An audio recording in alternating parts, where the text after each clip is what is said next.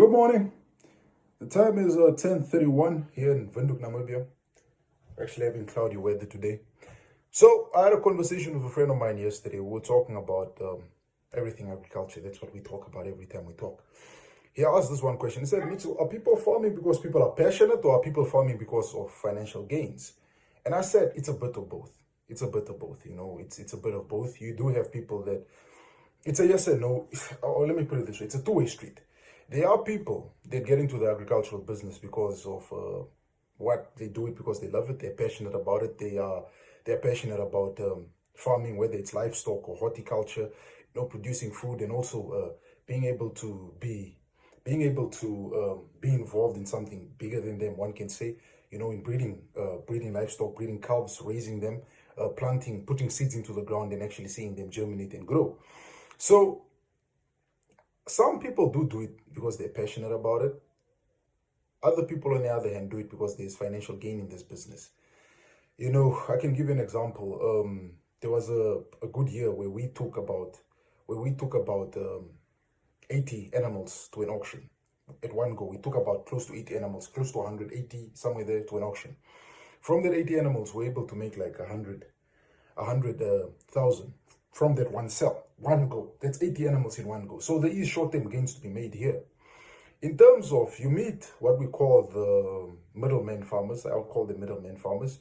These are usually the guys that would not breed their own cattle necessarily, would have a farm, buy livestock from someone, feed them, and just take them to an auction, or just get them from someone. Like one farmer has done all the work of raising them and taking care of them. Then I just buy them from him and I just feed them, round them off, and then take them to auction and make money.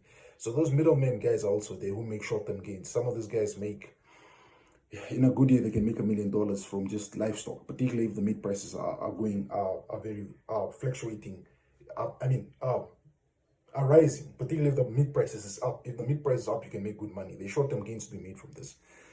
Because there are a lot of these guys, there are a lot of farmers nowadays that are not really, I cannot say, they are farmers, but not really farmers in the sense of saying farmers, they breed their own livestock. Most of them either buy weaners from auction, slaughter cattle from auctions, take them to their farm, keep them there for a month or two, feeding them, and then after that, they just take them to whatever slaughtering abattoir it's there, whether it's private or whether it's a government-owned like Meatco, which is the biggest in Namibia, or they take them across to South Africa. So that's a short-term gain. So where does passion make sense? Passion makes sense when you are hit by things like drought, because it's quite easy. When you're doing something because you're doing it for money, short-term goals, short-term gains, you don't really do it with, when things start going bad, you will not have a problem with pulling out of it.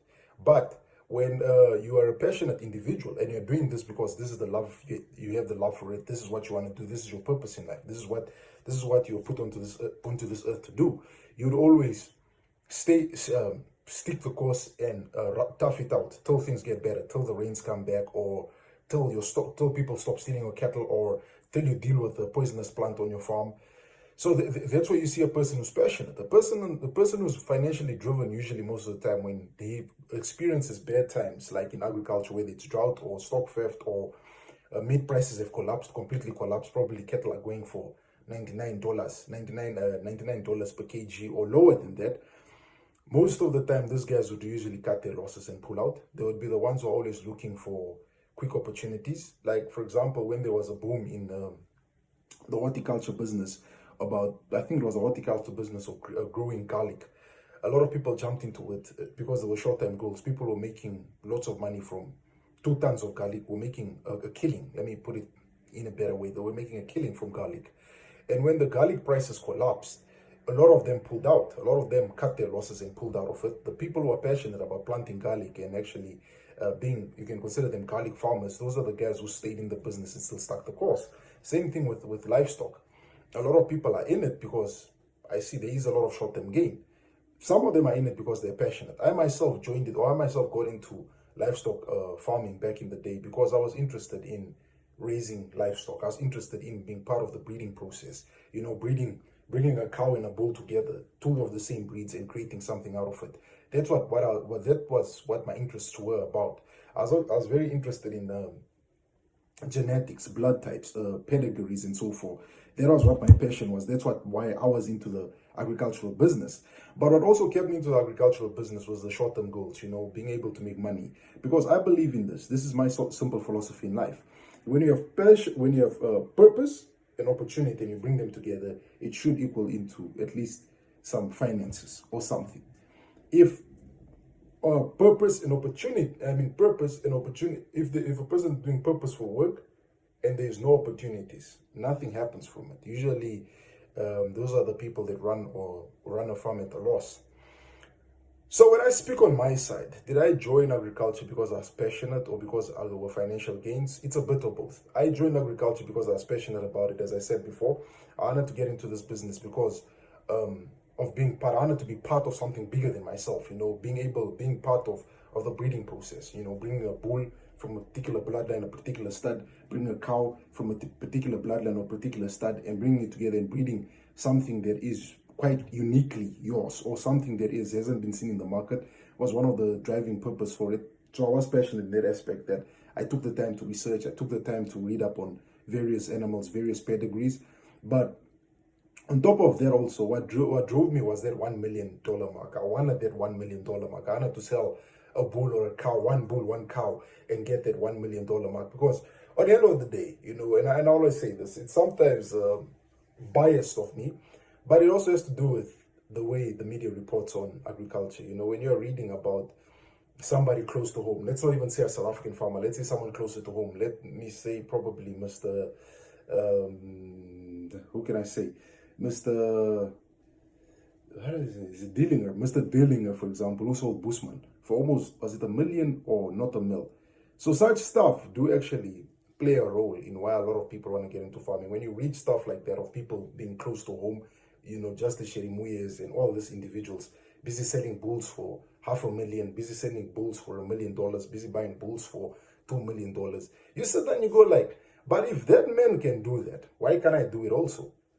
So you also want to achieve the $1 million mark, because that's the biggest, that's the one big target we all have. We're all hungry for that $1 million mark. So the most of us farm for passion, or the most of us farm for financial gains. I gave my 2 cents. I said, look, I did it for passion. I was passionate about cattle breeding. I'm passionate about cattle farming. I enjoy cattle farming. It's interesting. Or I enjoy farming overall, particularly cattle farming.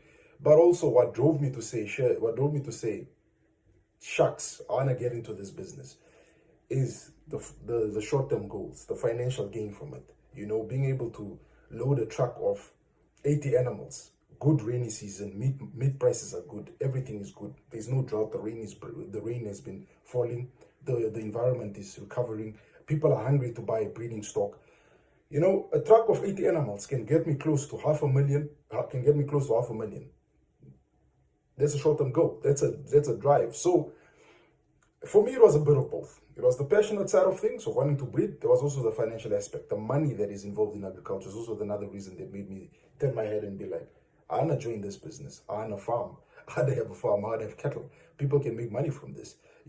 Sometimes you have your job, but you get paid every end of the month. What if in the middle of the month an expense comes up, like you need to fix your car, and the meat prices are good, and you have a couple of a couple of steers you have removed from their moms and you're raising for slaughter. You take a couple of those, easy, 30, 40, 50, depending on the buyers. Of course, depends on the buyers and how interested they are in the animal. Straight up cold cash before even being deducted. I think they do their deductions, but after that you get your 20K and you're able to repair your car, you're able to do whatever repairs, or you're able to pay your child's school fees, or you're able to do something which is important at home. So, as I say, for me, it was a bit of both. I was passionate, but I was also the financial side of agriculture. It is what got me into farming.